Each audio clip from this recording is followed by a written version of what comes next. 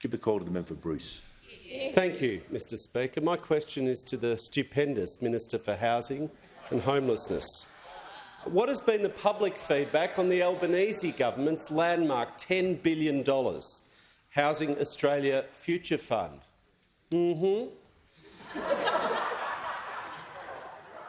Order. The member for Bruce will state that question with any other extra things in the question, with the minister's full title and no comment at the end. And I give him the call.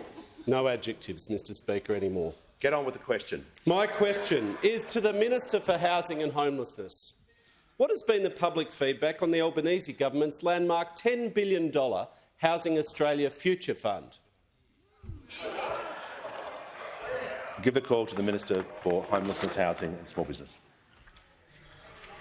Thank you, Mr Speaker, and I thank the member for Bruce for his question. I know that he has been a strong advocate for more social and affordable housing in his own electorate, both as a member in this place and also previously in local government. Order. Indeed, the Albanese government was elected with a plan to help tackle the country's housing challenges that have not appeared overnight, but have been there in the economy for some time.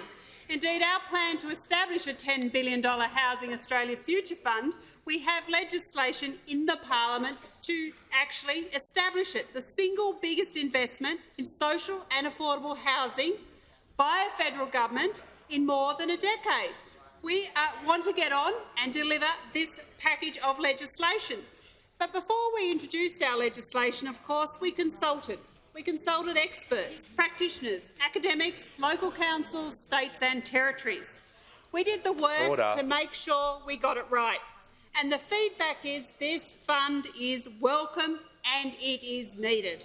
Indeed, Kate Colvin, the CEO of Homelessness Australia, has said, and I quote, "Can I start by saying how important the fund is as a new mechanism to provide resources for social and affordable housing?" Mike Zorbas from the Property Council said, "The legislation," and I quote, "is an important first step to get government working together with industry to bridge the national housing deficit and stimulate new supply that Australia desperately needs." National Shelter has said, and I quote, "We cannot afford to have the Housing Australia Future Fund fail. And importantly, our plans are achievable." Indeed, the Australian Housing and Urban Research Institute said, and I quote, "What the government is doing is setting ambitious targets, and they are ambitious targets, but they're also achievable targets. The $10 billion Housing Australia Future Fund will make a real difference to people's lives." And of course, the member for Bass over that side has acknowledged this. Most people on that side want to vote no to most social and affordable housing. But the member for Bass said, and I quote, "As the government, you are expected to solve these issues and I'm not going to get in the way." And I acknowledge the member for Bass for saying that, as I do acknowledge members of the crossbench who have been participating in the debate. And they, of course, want more social and affordable housing in their electorates.